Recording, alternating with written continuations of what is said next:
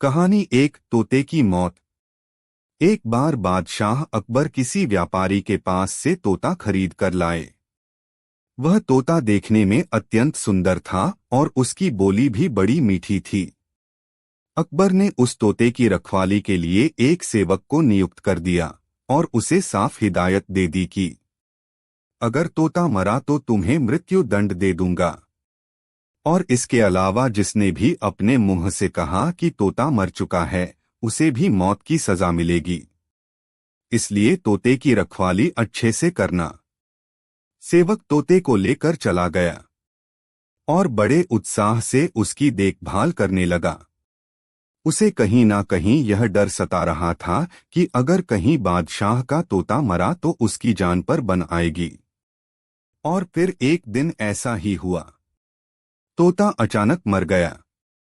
अब सेवक के हाथ पांव फूलने लगे। उसे बादशाह अकबर की कही बात याद थी।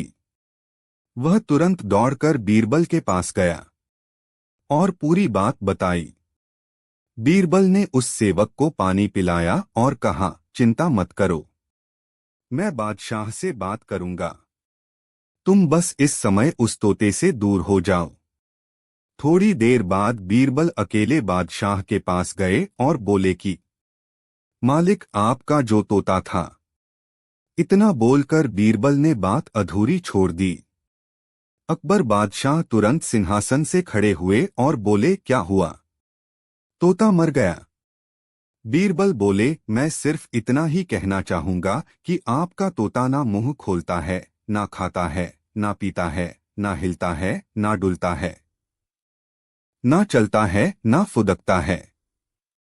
उसकी आंखें बंद है और वह अपने पिंजरे में लेटा पड़ा है। आप आइए और जरा उसे देखिए। अकबर और बीरबल फौरन तोते के पास गए। अरे बीरबल, तोता मर चुका है। ये बात तुम मुझे वहीं पर नहीं बता सकते थे? अकबर क्रोधित होते हुए बोले, उस तोते का रखवाला कहाँ है? मैं उसे अभी अपनी तलवार से 125 जाए मौत दूंगा। तब बीरबल बोले, जी मैं अभी उस रखवाले को हाजिर करता हूँ, लेकिन ये तो बताइए कि आपको मृत्यु देने के लिए मैं किसे बुलाऊं? क्या मतलब है तुम्हारा? अकबर जोर से चीखे। जी, आप ही ने तो कहा था कि जो कोई भी बोलेगा कि तोता मर चुका है, उसे भी मौत की सजा दी जाएगी, और अभी कुछ देर पहले आप ही के मुख से ये बात निकली थी। अब अकबर को अपनी गलती का एहसास हो गया। बीरबल की इस चतुराई से अकबर हंस पड़े और वे दोनों हंसते हंसते दरबार लौट गए। अकबर ने तुरंत घोषणा कर दी कि सेवक पर कोई कार्यवाही नहीं की जाएगी। तोता अपनी मौत मरा है, उसमें किसी का कोई दोष नहीं है। कहानी 2, धोखेबाज काजी। एक बार की बात है, मुगल दरबार में बादशाह अकबर अपने दरबारियों के साथ किसी मुद्दे पर चर्चा कर रहे थे। उसी समय वहां एक किसान अपनी फरियाद लेकर आया और बोला, महाराज न्याय करो, मुझे इंसाफ चाहिए। यह सुनकर बादशाह अकबर बोले कि क्या हुआ? किसान बोला, महाराज मैं एक गरीब किसान हूँ। कुछ समय पहले मेरी पत्नी का निधन हो गया और अब मैं अकेला रहता हूँ। मेरा मन किसी भी काम में नहीं लगता है। इसलिए एक दिन मैं काजी साहब के पास गया। उन्होंने मन की शांति के लिए मुझे यहाँ से काफी दूर स्थित एक दरगाह में जाने के लिए कहा। उनकी बात से प्रभावित होकर मैं दरगाह जाने के लिए तैयार हो गया, लेकिन साथ ही मुझे इतने वर्षों तक मेहनत करके कमाए सोने के सिक्कों के चोरी होने की चिंता सताने लगी। जब मैंने यह बात काजी साहब को बताई तो उन्होंने कहा कि वह सोने के सिक्कों की सुरक्षा करेंगे और उसके वापस आने पर लौटा देंगे।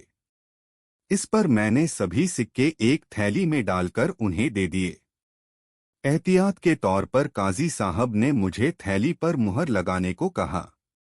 बादशाह अकबर बोले, अच्छा तो फिर क्या हुआ? किसान ने कहा, महाराज मैंने मुहर लगाकर थैली उन्हें दे दी और दरगाह के दर्शन करने यात्रा पर चला गया। फिर जब कुछ दिनों बाद वापस आया तो काजी साहब ने थैली वापस दे दी। मैं थैली लेकर घर लौटा और उसे खोला तो उसमें सोने के सिक्कों की जगह पत्थर थे। मैंने इस बारे में काजी साहब से पूछा तो उन्होंने गुस्से में कहा कि तुम मुझ पर चोरी का इल्जाम लगाते हो। इतना कहकर उन्होंने अपने नौकरों को बुलाया और मुझे मार मार कर वहां से भगा दिया। किसान ने रोते हुए कहा, महाराज मेरे पास जमा पूंजी के नाम पर बस वही सोने के सिक्के थे। मेरे साथ न्याय करें महाराज। किसान की बात सुनकर बादशाह अकबर ने बीरबल को मामला सुलझाने के लिए कहा। बीरबल ने किसान के हाथों से थैली लेकर उसे अंदर से देखा और महाराज से थोड़ा सा समय मांगा। शहंशाह अकबर ने बीरबल को 2 दिन का समय दिया। घर जाकर बीरबल ने एक फटा हुआ कुर्ता अपने नौकर को दिया और कहा, इसे अच्छे से रफू करवा कर लाओ। नौकर कुर्ता लेकर चला गया और कुछ देर बाद उसे रफू करवा कर वापस आ गया। बीरबल कुर्ते देखकर खुश हो गए। कुर्ता इस प्रकार से रफू किया गया था कि मानो फटा ही न हो। यह देखकर बीरबल ने नौकर से उस दर्जी को बुलाकर लाने को कहा। नौकर कुछ ही देर में दर्जी को लेकर आ गया। बीरबल ने उससे कुछ पूछा और वापस भेज दिया। अगले दिन बीरबल दरबार पहुंचे और सैनिक से काजी व किसान दोनों को दरबार में लेकर आने का आदेश दिया। कुछ ही देर में सैनिक काजी व किसान को साथ ले आया।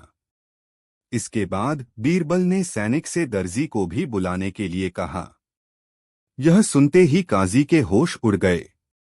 दर्जी के आते ही बीरबल ने उससे पूछा, क्या काजी ने तुम्हें कुछ सिलने के लिए दिया था? तब दर्जी ने कहा, कुछ महीने पहले मैंने इनकी सिक्कों वाली थैली को सिया था। इसके बाद जब बीरबल ने जोर देकर काजी से पूछा तो उसने डर के मारे सब कुछ सच सच बता दिया।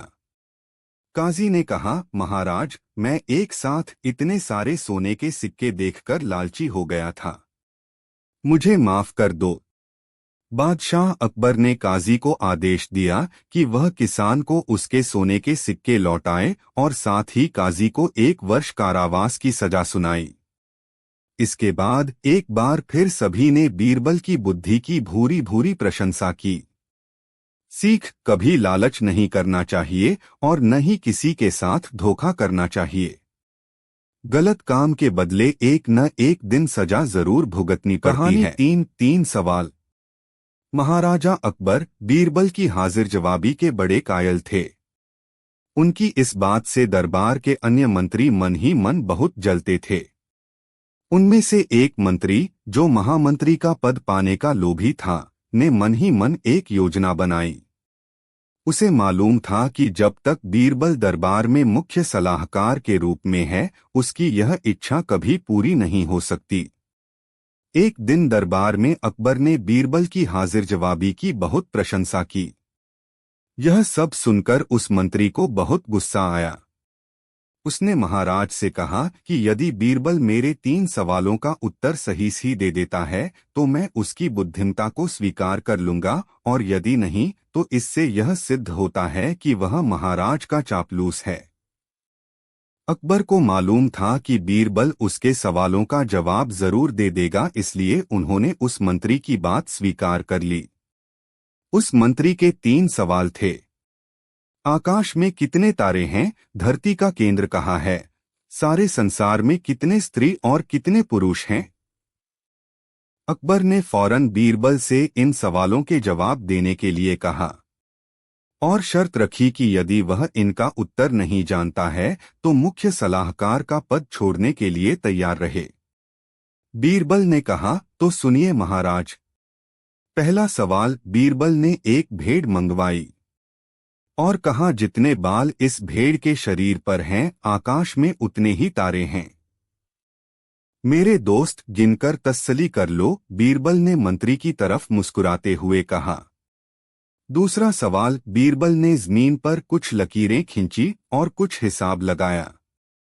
फिर एक लोहे की छड़ मंगवाई गई और उसे एक जगह गाड़ दिया और बीरबल ने महाराज से कहा, महाराज बिल्कुल इसी जगह धरती का केंद्र है, चाहे तो आप स्वयं जांच लें। महाराज बोले, ठीक है, अब तीसरे सवाल के बारे में कहो। अब महाराज, तीसरे सवाल का जवाब बड़ा मुश्किल है, क्योंकि इस दुनिया में कुछ लोग ऐसे हैं जो ना तो स्त्री की श्रेणी में आते हैं और ना ही पुरुषों की श्रेणी। उनमें से कुछ लोग तो हमारे दरबार में भी उपस्थित हैं, जैसे कि ये मंत्री जी। महाराज, यदि आप इनको मौत के घाट उतरवा दें तो मैं स्त्री पुरुष की सही सही संख्या बता सकता हूँ। अब मंत्री जी सवालों का जवाब छोड़कर थर थर कांपने लगे और महाराज से बोले, महाराज, बस बस, मुझे मेरे सवालों का जवाब मिल गया। मैं बीरबल की बुद्धिमानी को मान गया हूँ। महाराज हमेशा की तरह बीरबल की तरफ पीठ करके हंसने लगे और इसी बीच वह मंत्री दरबार से खिसक लिया। कहानी 4, दूज का चांद। बीरबल बहुत चतुर, बुद्धिमान और हाजिर जवाब था। उसकी कीर्ति दूर देशों तक फैली हुई थी। ईरान के बादशाह ने जब उसके चातुर्य की तारीफ सुनी तो उसने राजा के पास संदेश भिजवाया कि आपके वजीर को कुछ दिन के लिए मेरे दरबार में भेजने की कृपा करें। राजा ने बहुत कीमती वस्त्र आभूषणों की भेंट के साथ बीरबल को ईरान के लिए रवाना किया। ईरान की सीमा पर बीरबल का भव्य स्वागत किया गया। दूसरे दिन जब बीरबल बादशाह के दरबार में पहुंचा तो बादशाह ने भी उसकी आवभगत की और राजा के द्वारा भेजे गए उपहार के लिए धन्यवाद और कृतज्ञता प्रकट की। बीरबल ने ईरान के बादशाह को राजनीति के कई रहस्य समझाए। बादशाह उसकी हर राय से सहमत हुए। विदाई की बेला में बादशाह ने अपने सभी दरबारियों के बीच हिंदुस्तानी वजीर से एक सवाल किया कि आपके राजा और मेरे बीच आप कैसे तुलना करते हैं। वजीर ने कहा, हमारा राजा दूज के चांद की तरह हैं और आप पूनम के पूर्ण चंद्रमा से सुंदर सुशील हैं। बीरबल के साथ आए राजा के दरबारियों को मौका मिल गया। वह आपस में इस बात को लेकर खुसर खुसर करने लगे कि बीरबल ने ईरान के बादशाह के स्वागत सरकार के आगे अपने राजा को नीचा दिखाया है। ईरान के बादशाह को तो पूनम का चांद बताया और अपने राजा को दूज का चांद। दूसरे दरबारी ने हाँ में हाँ मिलाते हुए कहा, हाँ, तुम ठीक कहते हो, पूनम का चांद बहुत बड़ा और चमकीला होता है, जबकि दूज का चांद एक पतली सी रेखा की तरह है। वजीर ने अपने राजा को छोटा बताया, इसकी हमें शिकायत करनी चाहिए। तीसरे दरबारी ने कहा। जब बीरबल वापस अपने राजा के दरबार में लौटा तो राजा ने सारा हालचाल पूछा। बीरबल की बातें सुनकर राजा बोला, आपने हमारे दरबार की शोभा ईरान तक फैलाई, इसकी हमें बहुत खुशी है। साथ गए दरबारियों ने पूनम के चांद और दूज के चांद वाली बात राजा को बताई। राजा इस पर बहुत नाराज हुआ। दूसरे दिन बीरबल से उसने पूछा, आपने मेरी तुलना पूनम के चांद से क्यों नहीं की। वजीर को सारा माजरा समझ में आ गया। वह बोला, हुजूर, आप दूज के चांद की तरह हमेशा अपने पराक्रम, कीर्ति और साम्राज्य कोई दिन दूना रात चौगुना बढ़ा रहे हैं। इसलिए मैंने आपकी प्रशंसा की में दूज के चांद की उपाधि दी। ईरान के बादशाह को पूनम का चांद इसलिए कहा क्योंकि पूनम चंद हर रोज घटा जाता है, सिमटता जाता है। अमावस की रात तो वह बिल्कुल ही नहीं निकलता। आपको दूज का चांद बताकर मैंने अपने राजा की महानता का बखान किया है। दूज का चांद सबको प्रिय होता है, सभी उसके दर्शन करते हैं।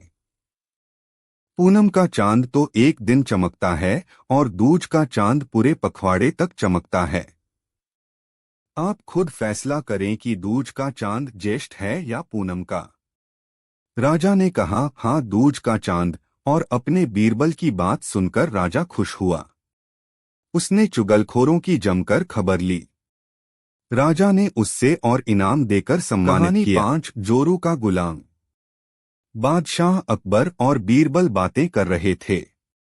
बात मियां बीवी के रिश्ते पर चल निकली तो बीरबल ने कहा, अधिकतर मर्द जोरू के गुलाम होते हैं और अपनी बीवी से डरते हैं।